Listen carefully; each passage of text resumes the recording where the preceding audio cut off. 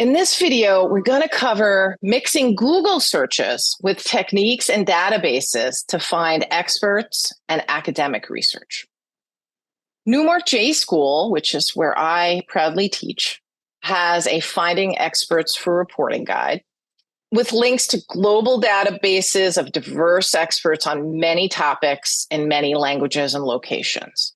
This one is from the Reflect Reality Project, which strives to help journalists include more women experts in their reporting, and women experts are vastly underrepresented in the media. So consider that when you are cultivating your experts.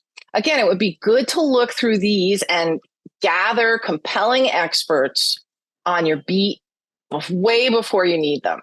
Then add them to your beat memo and reach out and introduce yourself.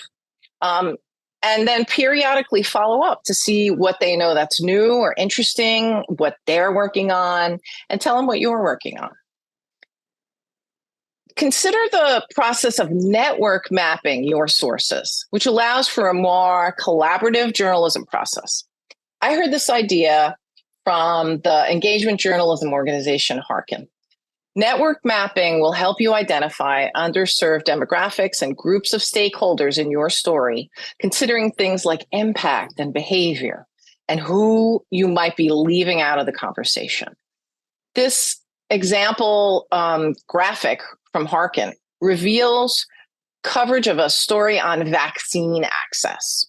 So they actually mapped the network that they brainstormed about what sort of groups and demographics, people with certain different issues or takes and policies would be good to examine the angle that might be affecting them. So they have the vaccine hesitant, people who don't have IDs, how do they get vaccines?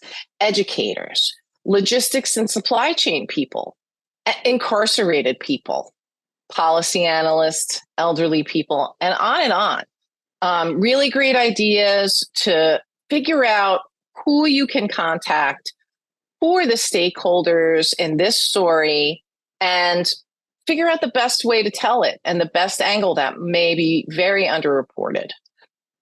And that, again, was from We Are Harkin. And at the time, Kamila Jambulatova was on the communication staff there. Consider these different types of stakeholders that may have contact with people affected by an issue beyond government sources, right? There are interest groups, watchdogs, academia, research institutes, etc. In our earlier video, you learned about Google searches in EDU domains. Since we have an international audience for this class, your tip sheet includes many global academic article repositories to search. Be sure to search your local university repositories for experts and academic articles as well. So why should you search for scholarly articles? I didn't realize this as much when I worked at the New York Times versus when I became an academic and taught professional journalists how to do research. But scholarly articles are really important and can add infinite amounts of, just rich value and information to your stories. These scholarly articles are typically journal articles that go through a peer-reviewed editorial process.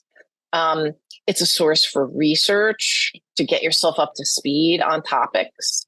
You can get data, original data there, a sort of a review of the previous research on the topic. And then the experts and the academics who are studying the topic are in these articles, as well as the people who are writing the articles. So these scholarly articles include, as I said, previous research and then chronologies on the issue. So that'll just help you tell your story. And scholars are researching every possible topic you can imagine.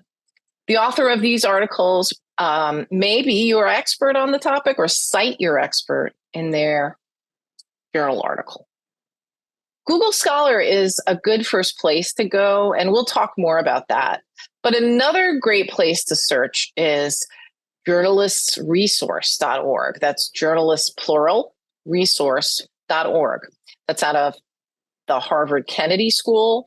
And they help journalists identify and use high quality research to inform their reporting. You'll hear from Carmen Nobel, their director and editor-in-chief, for more on using scholarly articles and experts in one of our interviews. So you can search Google Scholar, which is scholar.google.com, then type in your topic, type in your keyword or key phrases, and then add a geography. Here's the search that we want to show you now. This is water rights in quotes, and then Chile. Water rights is in quotation marks because we want Google to search those words as a phrase. That's how we want our results. And then on the left, you can filter your results by date. This slide shows us filtering articles from 2023 to 2024. You can just click on any of these links to see on the right, to see if you can access the article. Also go to unpaywall.org and download the Unpaywall browser extension to get beyond article paywalls. It will automatically display this green unlocked icon when there is a free version of the article available. You can also just email the author or authors and ask for a copy of the article. This article lists the email addresses of the author, but you can also search for their name and university on Google or search their university directory. They want their research to be out there. The point of research is to do good and to help humanity. So they want to share their work with you. One global academic research repository on your tip sheet is called Core. And you can find tons of open scholarly research there. If we search the same topic there, as we did in Google Scholar, water rights in quotes, and then Chile, you will see we get another universe of results to browse for data and for experts. Core, like many databases, should give you a link to search help, like something to help guide your searches, or you'll even get advanced search operators, which will help you break down your search and refine it much better. So you should always check out the advanced search option in any database that you're using so you could refine your search and get the best results. This is the end of the advanced web search for reporters video. Congratulations, you made it through the first session. Practice your skills using the exercises we prepared for you.